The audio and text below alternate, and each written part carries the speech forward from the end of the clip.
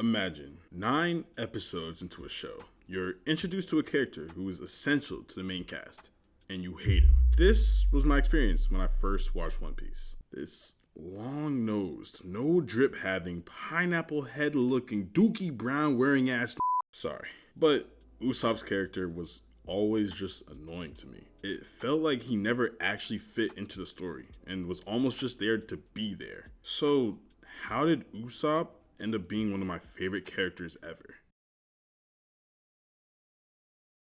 We meet Usopp very early into the series as the 4th, technically 3rd, Straw Hat member, coming from Syrup Village. When first introduced, you know exactly what his archetype is. The token trope where the anime character talks a big game, but when it's actually time to fight, they're nowhere to be found, aka a coward. Usopp's character screamed this from head to toe, and immediately I was turned off. Pause. But you know that Oda does everything on purpose, and I think this was another one of his schemes. I think he knew how annoying of a character Usopp was in the beginning and did it on purpose in order to just show us how great he really is. He, as in Oda. Oda created Usopp in order to exemplify his ability to develop someone into the perfect character. Crazy? Yeah, I know. But Oda sprinkles small little details that really make me believe it. Like, for example, in Syrup Village, Usopp has no real strength except for his excellent marksmanship. Every aspect in his arc was made to make him look like someone who isn't built for the pirate life. Except for one thing, his relationship with Kaya. Kaya is Usopp's childhood friend. For those who forgot, she's the one that he told all of his extravagant tales of adventures to. When it came to Kaya, he would do anything, even being able to stand up for her in unwinnable situations. This seed is planted early and becomes a key factor of who he is in the future. The next pivotal moment of Usopp's development is during Arlong Park. In casual One Piece style, everyone goes out to fight their ones with the enemy they're matched up with. In this arc, Usopp is matched up against Chu. To put it in simple terms, Usopp isn't strong, like at all, but he definitely does have strength and battle IQ, and that's how he ends up winning this battle. But beating the enemy isn't what I'm interested in. During the fight, Usopp says a very important 2 lines. Usopp the man can't run from this fight. My days of playing pirate for fun are over. チョコザイだろうが関係あるか。この戦い、男ウソップ逃げるわけにはいかねえんで。俺は海へ出て海賊になった。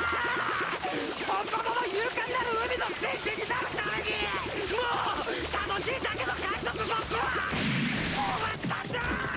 These may seem like simple lines that are just used as motivation for him to win the fight, a feel-good moment, but there's more to it than that. Usopp was introduced to us as a liar, someone who lies to hide his true self, which is his cowardice. He does the same thing in this fight. He calls himself a man and that his days of playing pirate for fun are over. But neither of these are true. It's just him lying to create a facade to himself that he really is what he says, without him going through the trials and tribulations of what actually makes him those things. Sure, it worked for this fight, but it's only a temporary solution. Sooner or later, this fake courage will be exposed. We then head to Water 7, where Usopp's character is really tested. The Going Merry is in dire condition. It's unfixable, even by the best carpenters in the world of One Piece. But Usopp won't let this ship go. He won't just abandon it like the rest of the crew is willing to do. It goes much deeper than just the story of a crew and their ship. Usopp is scared that next time it won't be the ship, but instead it'll be him. And this fear is amplified by the fact that he isn't strong. Like I said before, Usopp lies to himself and the crew to give himself strength. And in certain circumstances, that's all he needs. But when faced with odds that need actual power, Usopp won't be able to handle it. And internally, what scares Usopp the most is that the crew becomes fed up with his lies and will abandon him, just like they are willing to abandon the Going Merry.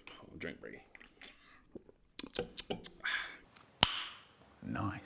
And so, Usopp left the crew, determined to fix the Going Merry. But Usopp wasn't gone for long, because he had learned that Robin had been captured. Usopp felt that a lot of the blame was on him after leaving the crew, and he wanted to help them get her back at Enies lobby. But there was no getting past his cowardly ways. Instead of going to help them as himself, he used his alter ego, Sogeking, or Sniper King in English.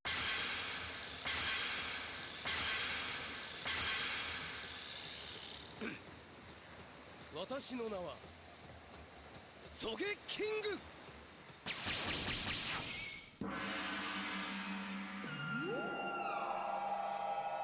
Once again, Usopp lies to himself and the crew, although most of the crew are able to see through the act. In order to hide his cowardly side, he only thinks about himself, but not who the crew needs. Fortunately, Usopp will meet 2 people at Enies lobby who set him back on the right track. But in order to go forward, we must first go back. On a small island called Little Garden sit 2 pirates. These aren't your average pirates though. These pirates are giants. No, like literal giants. Of many different races, the giants were the first ones we were introduced to. The two pirate giants. Giant pirates? Dory and Brocky. These giants of Elbaf have been dueling for 100 years to settle a feud. 73,466 duels and counting. What's the feud? Well, they forgot a few decades ago. But the giants are a race of brave warriors, so it's literally in their blood to battle until somebody wins. This concept was inspiring to Usopp, and ever since then, he's been obsessed with going to Elbaf, which catches us up back to another pair of giants. Moimo and Kashi are the two giants who guard the main gate to Eni's lobby. Previously part of Dory and Brocky's crew, they were captured by the Marines and told that their pirate captains had been detained. The world government then said that if they were able to protect this gate successfully for 100 years, they would let them both and their captains free. Obviously, this was a lie, but they believed it, and Usopp learned of their fate after meeting them at the gate. Luckily for them, the Straw Hats had encountered them earlier on their journey to the Grand Line, so Usopp was able to tell them the truth. But this wasn't only beneficial to the giants. Usopp has been struggling with the idea that he's not strong, which has strained him into the events that happened at Water 7. But the solution has been in front of him the entire time. The brave warriors of Elbaf. Ever since they encountered Dory and Broggy on that island, Usopp has been obsessed with going to Elbaf to see the warriors in their lifestyle. But now after meeting Oimo and Kashi, he wants to become a brave warrior of Elbaf. He looks up to Dory and Broggy like they're his masters and wants to become a man of great pride someday.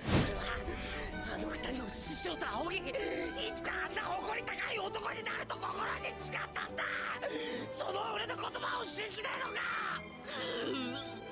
50年前に捕まったなんて嘘だ。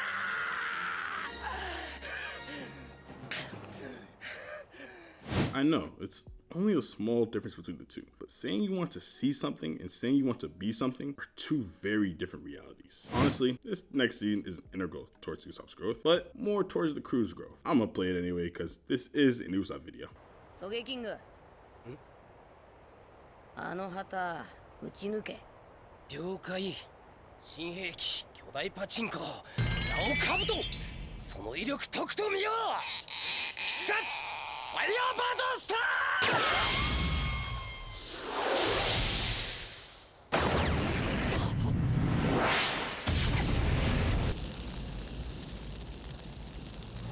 完了。望むところだ。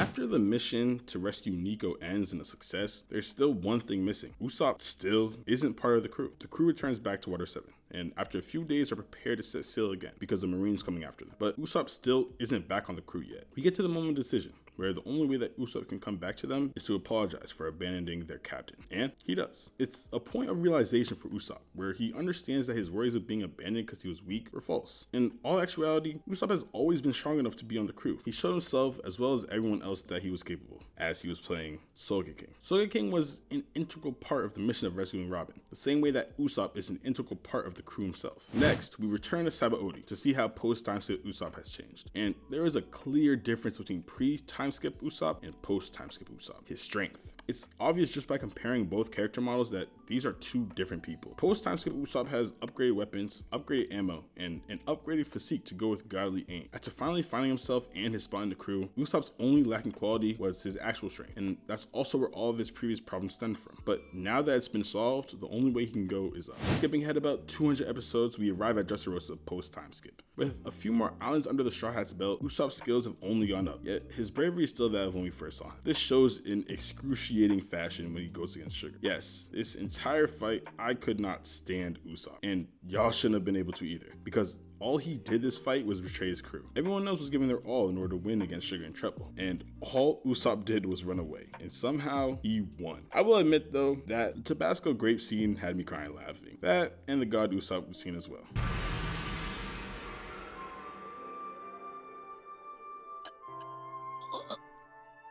Still, two pivotal moments in the series, but it didn't take away from the fact that Usopp disappointed me. All that talk about wanting to be a brave warrior of the seas like the giants in Elbaf, just to not be mentally strong enough to confront his fears and then go back to the coward he's always been. And then it hit me, because whenever Usopp does something unlikable for me, he always comes back too full with his character. Luffy and Law are in big trouble when they meet Sugar without actually knowing she's Sugar, but Usopp knows who she is, so he sets up a plan to re-traumatize the target. And obviously the shot isn't possible for anyone but Usopp to attempt. as a factor of the scene that shows just how skilled and powerful Usopp really is. But the most important part of the scene is what he says before he even takes the shot. The seas without you. I don't ever want to see that. おいルフィ、お前のいねえ海なんて俺はまっぴらごめんだぞ。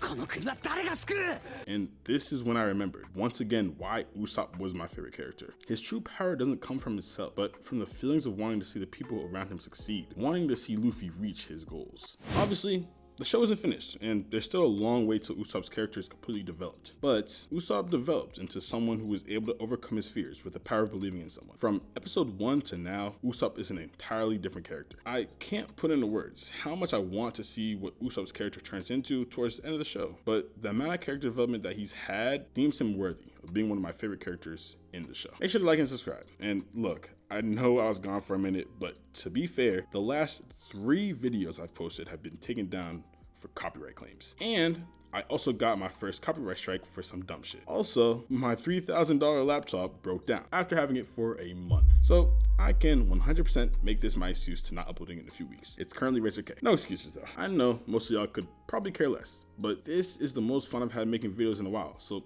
all the support is really appreciated. Let me know down in the comments if you want me to make more character breakdowns in the future. And with that, peace y'all.